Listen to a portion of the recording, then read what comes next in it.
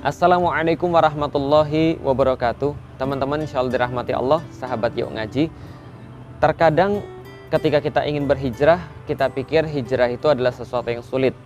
Tapi sebenarnya hijrah itu sendiri adalah sesuatu yang tidak sulit apabila kita tahu bagaimana cara melakukannya dan bagaimana cara kita untuk menyikapi hijrah itu. Yang lebih sulit daripada hijrah adalah istiqomah di dalam hijrah.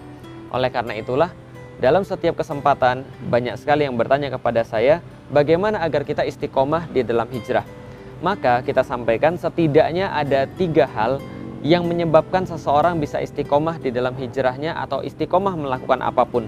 Yang pertama adalah akidah, yang kedua adalah ukhuwah, dan yang ketiga adalah syariah. Akidah yang pertama. Akidah adalah jawaban daripada pertanyaan why. Dan pertanyaan why ini bila dijawab, maka akan memberikan sebuah alasan yang sangat kuat sekali hingga memberikan semangat, memberikan kekuatan bagi seseorang untuk tetap berjalan di jalan yang dia pilih dan di jalan yang dia yakini.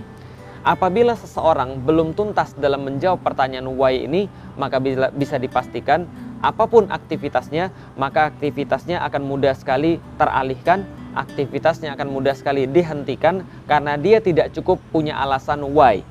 Ibarat sebuah mobil, maka why adalah bensinnya, adalah bahan bakarnya. Maka bila bahan bakarnya banyak, bila bahan bakarnya bermutu, insya Allah mobil itu akan larinya kencang dan tetap akan berlari, tetap akan berjalan sebagaimana mestinya. Di dalam hijrah, why kita tentu saja adalah akidah.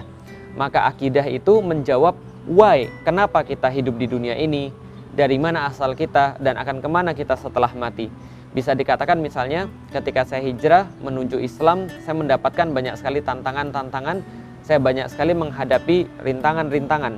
Tapi apa yang selalu saya tanamkan pada diri saya, Lik, bukankah engkau melakukan ini karena Allah? Bukankah Allah itu ada? Bukankah Allah itu sudah kamu buktikan sebagai penciptamu? Bukankah engkau juga sudah membuktikan bahwa setelah kamu mati kan pasti kembali kepada Allah?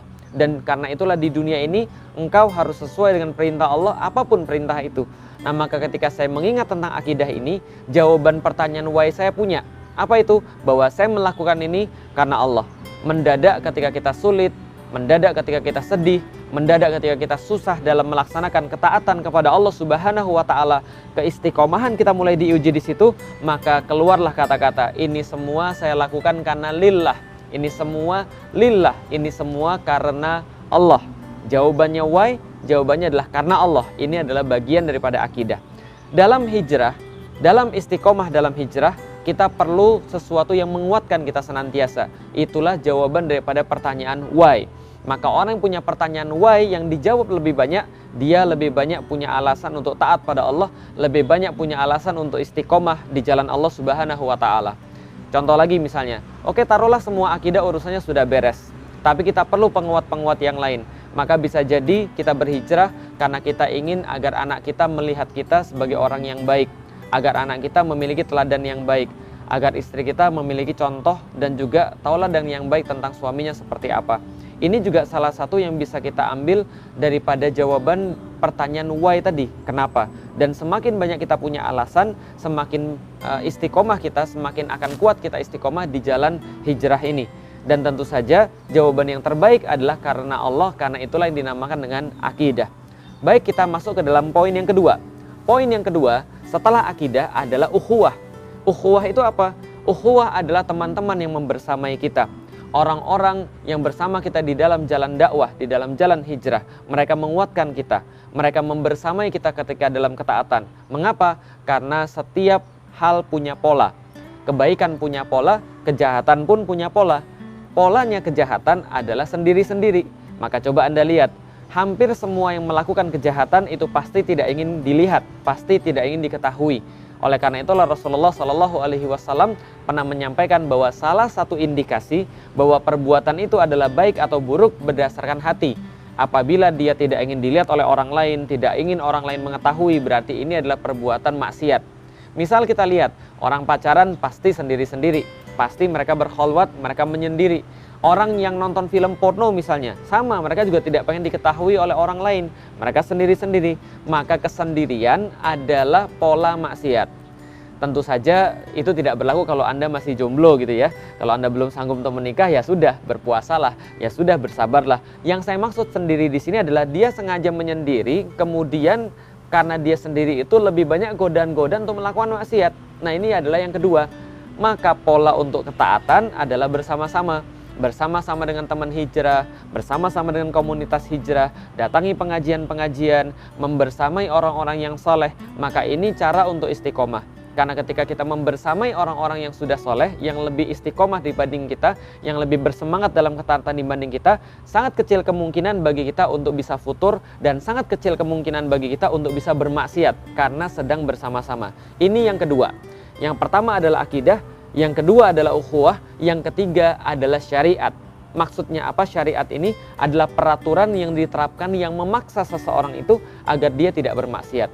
Misal contoh, ketika kita berada di sebuah kantor, maka kantor punya aturan. Misal aturan kantor adalah jam 9 masuk, jam 5 pulang. Kalau seandainya kita telat masuk, kita mendapatkan punishment. Ketika kita masuk kemudian tepat dengan waktu, terus-menerus kita akan mendapatkan rewards. Rewards dan punishment yang ada, aturan-aturan yang diterapkan, ini juga memaksa orang untuk berbuat ketaatan. Memaksa orang untuk berbuat sesuatu yang baik. Bila di kantor saja, ketika seseorang diberikan aturan-aturan, itu saja sudah bisa menyemangati dia untuk senantiasa berada dalam koridor yang sudah ditentukan. Bayangkan, bagaimana bila negara yang menerapkan ketaatan kepada Allah Subhanahu wa Ta'ala. Bagaimana bila negara yang punya kekuatan ini, dia menerapkan aturan-aturan berdasarkan Al-Quran dan As-Sunnah, lalu kemudian menyemangati seluruh rakyatnya, seluruh umatnya untuk bisa taat pada Allah Subhanahu wa Ta'ala. Tentu ini adalah sebuah hal yang bisa memudahkan keistiqomahan kita ketika kita melakukan hijrah. Ketika kita misalnya melakukan hijrah, kita masih banyak menemukan orang-orang yang buka aurat, masih banyak menemukan godaan-godaan yang lain misalnya. Godaan-godaan akan maksiat, godaan-godaan akan kembali pada maksiat yang lama. Bagaimana seandainya bila seluruh kemungkinan maksiat itu ditutup oleh negara? Misal, tidak ada lagi kemudian video-video porno yang bisa beredar, situs-situs porno yang bisa beredar, atau misalnya contoh buku-buku porno yang bisa beredar. Tidak ada lagi orang-orang yang membuka aurat misalnya. Jadi kita bisa bayangkan bagaimana bila negara yang memang punya kekuatan, yang memang punya kekuasaan, lantas menggunakan seluruh kekuatan dan kekuasaannya untuk bisa mengajak orang menuju pada ketaatan dan juga menghalangi orang daripada kemungkaran. Apabila amar ma'ruf nahi munkar itu dilaksanakan oleh individu, itu sudah sangat dahsyat sekali. Dilaksanakan oleh kelompok sudah sangat dahsyat sekali. Apabila dilaksanakan oleh negara, tentu sangat dahsyat dan lebih daripada individu dan juga lebih daripada kelompok. Dan ini yang pernah terjadi ketika masanya Rasulullah Shallallahu Alaihi Wasallam, para khalifah-khalifah setelahnya dilanjutkan sampai khalifah-khalifah yang terakhir. Ini yang coba dilakukan. Ketaatan dilakukan bukan hanya karena akidah, bukan hanya karena ukhuwah, tapi juga karena penerapan syariah. Ketaatan itu dilaksanakan oleh negara sambil negara itu bisa mengajak orang-orang yang berada di dalamnya untuk taat bersama-sama dan menjauhi kemungkaran. Tentu ini adalah sesuatu yang sangat luar biasa. Nah, inilah yang menyebabkan seseorang bisa istiqomah di jalan hijrah, istiqomah di dalam ketaatan. Kita ulangi, yang pertama adalah akidah, yang kedua adalah ukhuwah, dan yang ketiga adalah syariah. Mudah-mudahan kita mampu menerapkan ketiga-tiganya. Walaupun sekarang belum sempurna, mari kita usahakan semaksimal yang kita bisa. Dan insya Allah, yuk ngaji ada untuk membantu teman-teman sekalian untuk bersama-sama melakukan ketaatan di jalan hijrah. Saya Felix Yau, Assalamualaikum warahmatullahi wabarakatuh.